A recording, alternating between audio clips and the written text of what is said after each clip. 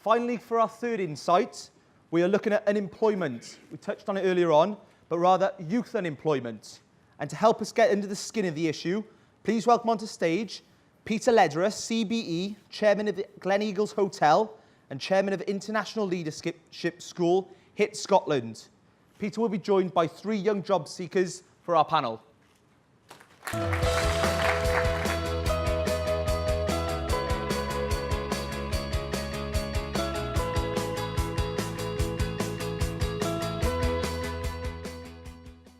Thank you very much, and thank you for inviting me from the soon-to-be independent Socialist Republic of Scotland. Talking of Scots, this morning's conversation reminded me of some of you were there, post 9/11, post mad cow disease, post foot and mouth, post SARS. All of it came that year, if you remember.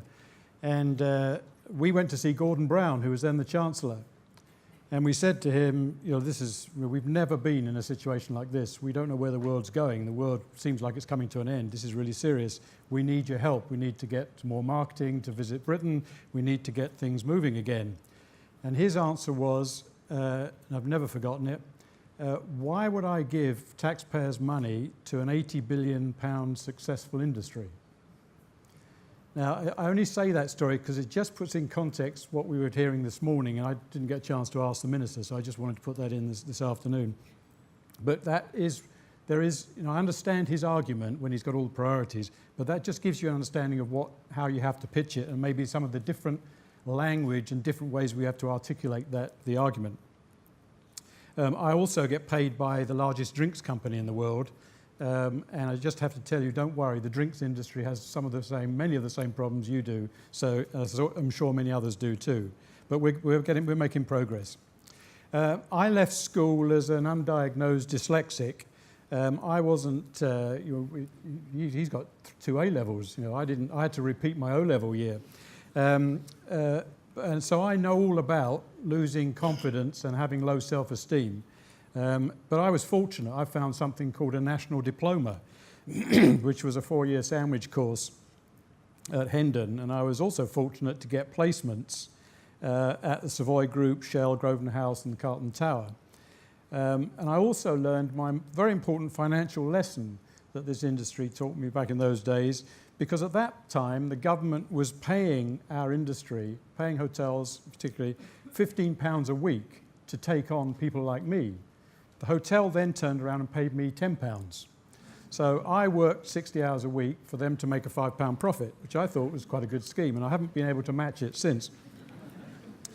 But from our programme, you'll have read that 80% of businesses that employ apprentices agree they make their workforce productive. And if we didn't, as has just been said, if we didn't get that in the last 2 presentations, then we never will. But we still have these million young people unemployed. And we've got 3 great people here who are just going to share a little bit about what it's like and how they feel. We have Mo, we have Shamila, and we have Khadija here, who are just going to show. So give just in 10 seconds, 20 seconds, Mo, just tell us a little bit about yourself. And see, he's got the fancy mic. I'm almost afraid he's going to sing in a minute. But Mo, just you can rap it if you like. But no, just tell us a little bit about yourself. Hi, by the way. My name is Mohammed Ture. I'm 25 years old. Finished university already, and then got into a Springboard hospitality course. And during that hospitality course, I had a placement at a Royal Automobile, and also a placement at a Premier Inn, and so other places as well. Went in and did a food hygiene test as well. But yeah, I'm still on apply. Okay. Hello, ladies and gentlemen. My name is Sharmila Gurung, and I'm 21 years old. I just graduated from Westminster Kingsway College with Hospitality and Business Management, and I am currently looking for full-time employment within the industry. Khadija? Hello, good afternoon, ladies and gentlemen. My name is Khadija Mansour. I'm 20 years old, and I'm doing the travel and tourism course. Mike? Sorry about that. Start again. I'm 20 years old and I'm currently doing travel and tourism at a college in southeast London. I've tried times without number to try and get into employment because I don't like benefits. I don't want to rely on benefits. I want to work and earn whatever I'm going to use for myself. But I haven't been able to do that, so I had to come through from Springboard, and we're just on the program now. So could you just, carrying on there, tell us how that feels, getting up in the morning or waking up in the morning and just in this kind of cycle you're in. Just to share with how it feels. For me personally, it's really frustrating because I really want to work. I want to be employed, because going to college is good because I need that qualification. But being told that after college, because I've seen a couple of my friends that have finished, just like Charmaine here, she has finished and she hasn't been able to gain employment, and she's been told that she doesn't have enough experience. And I would really like the experience to know that at the end of my college year, I'll be able to get a job at the end of it. So I'd really. Okay, Shamila, you want to similar? How you feel? I mean, you've been through this very good qualification at university, and you've been, did all the right things. You did what was advised, and then you've ended up where you are now. How does that feel? I question myself. I question my degree actually, whether it's important or not to actually go through the whole 3-year process, or just go through, like we have our vocational apprenticeship. Maybe that route would have been much more successful or easier than going and paying so much money to get a degree. Yeah, so that's what frustrates me. Mo, you'll just pass the microphone.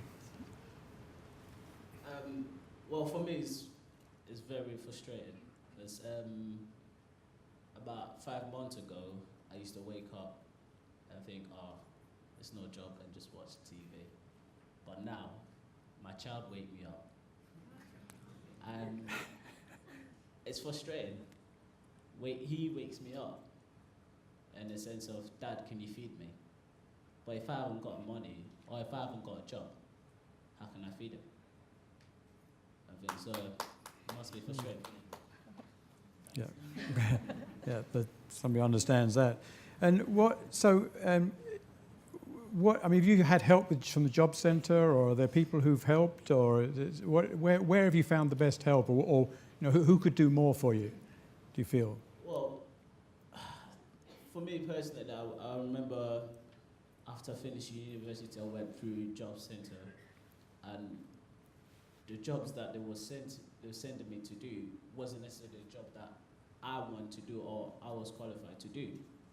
And because I remember one time they sent me to do a cleaning job, and I went for the interview, and the manager had a cheek to tell me I'm too qualified for the job.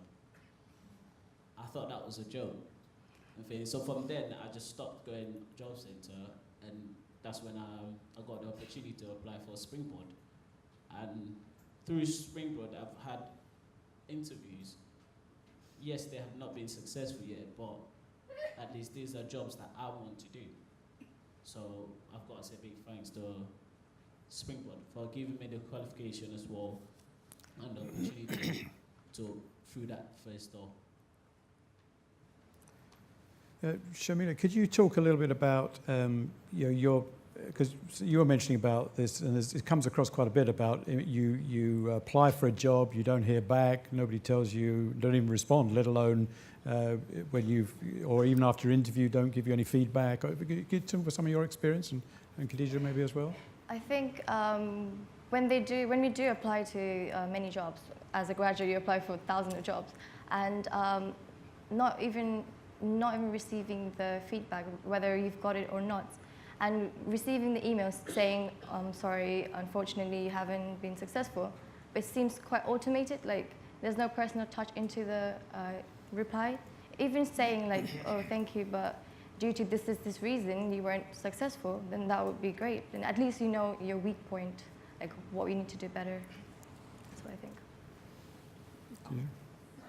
Touching on what Charmaine just said there, I agree with that because I've been to many interviews, whereas I feel like I've got the job and I've been given that confidence boost, like, oh, well done, you've done great, we'll get back to you.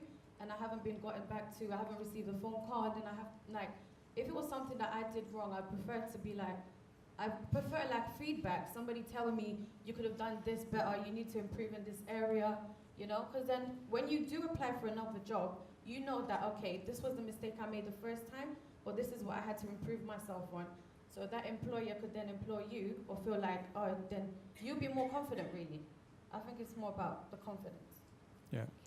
Mo, did you want to add anything to that?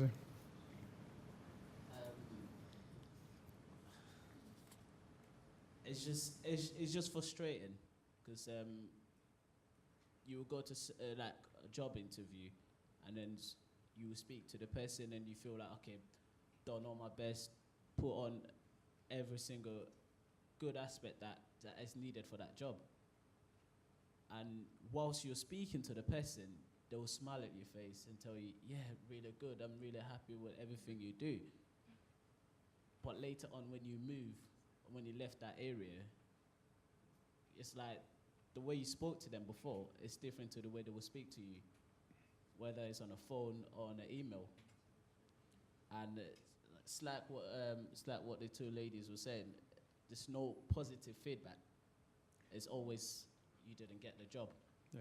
And that's it. And whilst you've got the interview, what more could employers, here you've got a room full of employers, and I feel you really should, I don't know how many of you have been interviewed by 500 people at the same time, but you know, these guys are doing terrifically. Mo, what more could employers do? You've touched on the, at least get back to you and to respond and personalise it. Are there other things or information or ways that would make your life, give you some hope and encouragement? Well, I'm going to speak more about in terms of placement-wise. I think what employees need to do in terms of placement is actually have a job there before you actually ask someone to come and do a placement in your place.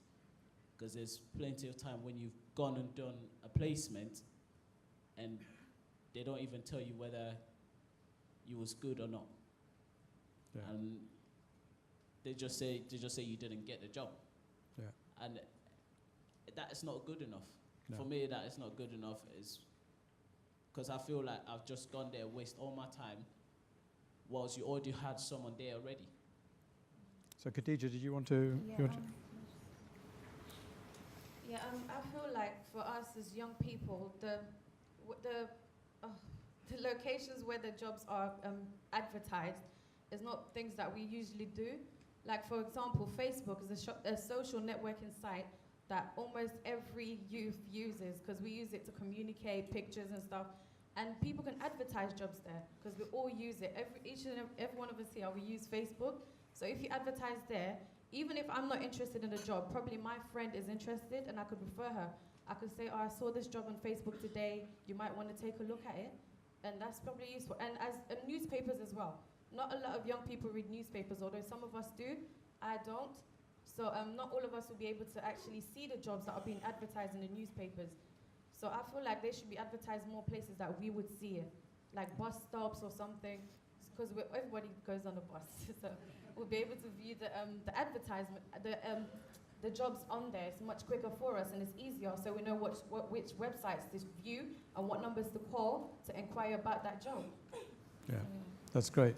I think I've spent a bit of time with these three guys, and I have to say, somebody told me early in my career that good service is easy, hire nice people. Well, here are three nice people and another 30 nice people, great people, looking for work here today, and I think we all should just try, if we can, leave with at least one of them each with a job. But one of the things that's come out for me in the last 24 hours is, I reflect on how would I live on benefits? How, if I had a son, how would I, looking for a job, how would I survive? And how would I look for that first job today? And reflect on what more, with today is fantastic, but how do we keep this momentum going? What more can we be doing? Diageo has got a Learning for Life program globally, but it's interesting, even looking at our own industry, how complex and difficult it is to get even meetings like this together and work together. It's not easy from outside looking in. And how can we continue to show other industries and government how things should be done? And I always look at things as how can we look at our children in the eye and say, when I was there, I did as much as I could to make sure I left it better than I found it. Thank you very much indeed. Well done.